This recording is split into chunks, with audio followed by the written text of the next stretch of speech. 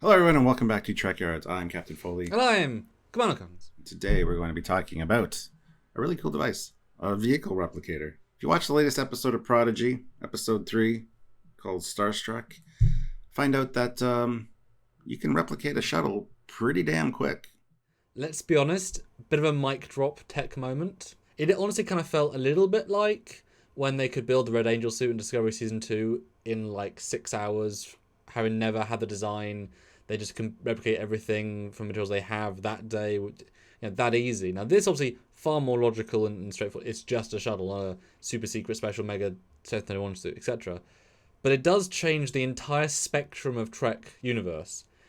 I wouldn't say it's necessarily as dramatic as a Khan's blood or Transwarp beaming, but it kind of felt like a Transwarp beaming moment. I wouldn't say that. In my mind, I thought, well, I mean, we know in Voyager they replicate the parts to make shuttles because they make multiple shuttles. So this is just a more advanced version of that. Instead of replicating the parts in the regular replicator, you actually just replicate the whole ship, which is interesting. So yeah, it is kind of a game changer, and makes sense with the size of the shuttle bay as well. But also, those ships, can they be deconstructed It'd have to be. base? Yeah, I mean that's just how that works. I mean you can unreplicate any material if you want to. Honestly though, I like it, but for a kids show, like for the ease of we can just build and undo, it's like a video game tech, right? Perfect for a video game, but it's kind of a god tech. When we see in Voyager the last time I built a shuttle, the Delta Flyer, it was hand assembled by a team who designed it, built it, had parts. It was very much several days, but it was because they were rushing process to physically build a shuttle, and it felt grounded and real. They can literally 3D print something. Now, yes, the sizing, okay, that's not the biggest size, so a small shuttle, like a shuttle pod. So it wasn't like a Type 11 or a Type 9. So I think it's very much like a shuttle pod, which I would appreciate if they said shuttle pod, because then, limits the tech ability. Not warp capable, because you can't replicate antimatter. You can't replicate dilithium, so already replicate in 2 minutes. Yeah, but he can't fly. It hasn't got power. You can't replicate deuterium. You could beam it in theory, but then... So, hopefully it's limited to a shuttle pod, impulse-only shuttle pod. Then that's really exciting, without being god tech. This way technology would go, though. And to be fair, I don't think this was necessarily warp capable. Yeah, because that worried me too. It's, if you just replicate a small warp coil or warp drive in the shuttle, that's a little bit problematic. But I mean, for just something to leave the ship and go down to a planet impulse, that's fine. Yeah, NX-01 style, we built a shuttle pod. Because, I mean, there's a lot of stuff that just can't be replicated. It's too complicated. We know that. There's a ton of stuff. That's why you have to mine it, build it, assemble it. But it just feels like such an odd thing to go from being Voyager tech, where this is not a thing, in this form, a couple of years, just because our technology has improved so much that suddenly we're jumping Federation tech from 200 years of one thing. Overnight, now we have shuttle 3D printing tech that's never been a thing, necessarily. I disagree with you. I think this is something that would be a next logical step for sure. And I like the way it's presented, actually. The only issue I have with it, why are there no safety protocols? Why would it be building a shuttle around people that are in the building zone? I think it would stop. Plus, where's the power coming from? Because all the power was diverted. I mean, I guess it's an emergency, I guess. So that's what it's for, to build an emergency vehicle to get off the ship. Is it, though? But it was just to build a shuttle to shuttle.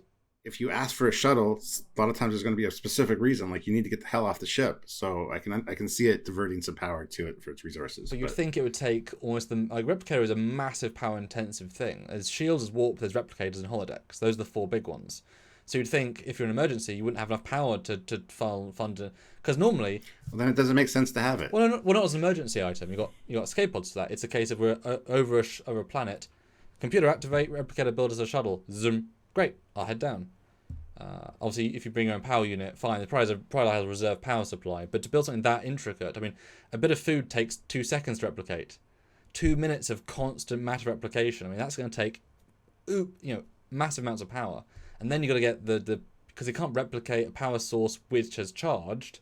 Then you got to charge it, and then that's got to have the full power of a shuttle. It's such a huge bit of tech. I'm hoping it's limited.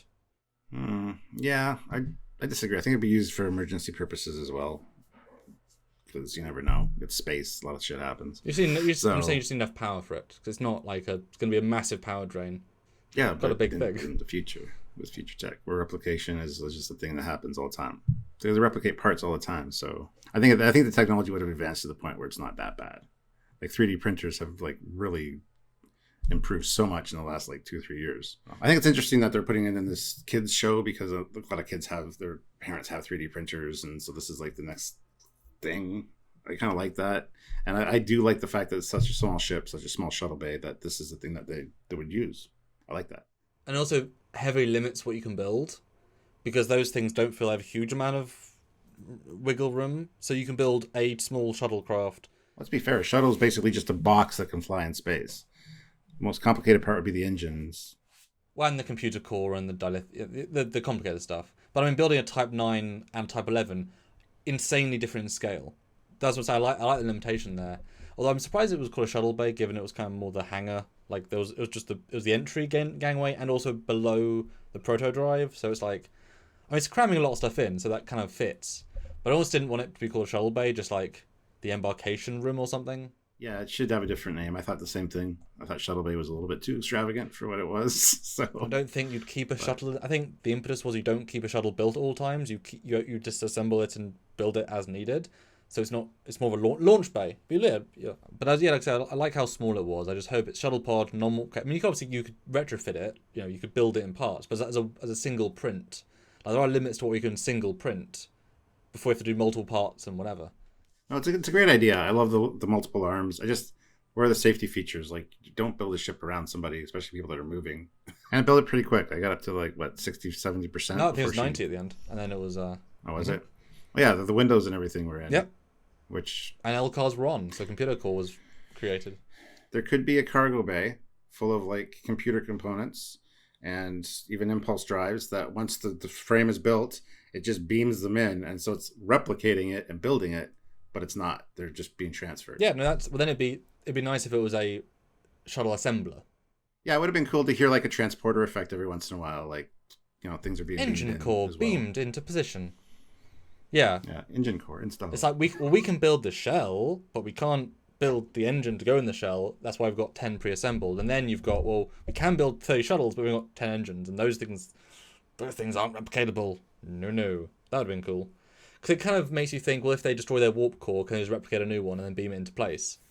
I mean, possibly, but it's just like, oh, everything's a bit easy now. And, honestly, it made me think, oh, why was there such a problem in Star Trek Picard to build this rescue fleet if they can 3D print ships like that? And the problem is, too, it's kind of a security risk, don't you think? Somebody accesses your data bank and gets all your STL files. Let's just print a whole bunch of Federation ships and we can then impersonate the Federation or find out how their tech works. Yeah, because there was a whole episode of TNG where the Romulans recreate a version of our TNG phasers, but they weren't replicated, they're constructed, and that was the whole point. But they had a different power source. Exactly, they were perfect because they were done in a specific way. They weren't just if anyone can replicate them, then that wouldn't be the thing, So yeah, it was just really interesting. I'm excited to see the potential. I can certainly see them building like mech suits now, EVA suits, smaller things, because you've now opened up a giant door of possibilities, probes and like one-off flyers and really unique stuff that can now be, because like you said, well, you joked, but can build me a Talaxian glider. You just need the file. What makes you wonder too if it can replicate fuel sources like gasoline? Because it can replicate fuel food as long as it has a molecular structure. So simple stuff like old combustible fuels and stuff might be able to build I immediately thought of Kirk from the Kelvin verse with a motorcycle. Maybe you could build a motorcycle and throw some gas in the tank as well. Like, where's the limit there? Because no replicators can do stuff like organic matter. So it's kind of a fine line as to what it could do and couldn't do. So it's a really interesting discussion. So what are your thoughts on this, guys? What do you think it's capable of or not capable of? Let us know in the comment section down below. We love these kind of discussions.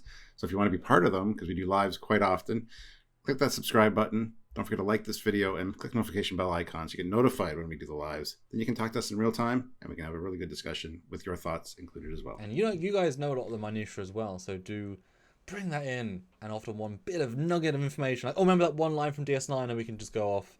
on a massive epic tangent and learn and develop together. If you want to support what we do, how we do it, and when we do it, then super chatting is great during those lives. That's any amount from literally from like 12 cents if you're using a foreign currency and doing conversion. Yes, you can hack the system a little bit, or up to 100 or whatever you want to give. That's amazing on the lives. Or the monthly ways, which is joining the YouTube channel, the join button.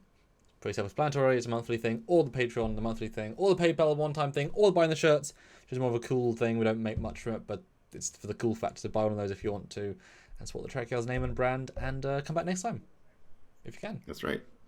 So until then, I'm Captain I'm Foley. Connor Holmes. See you guys later. Bye.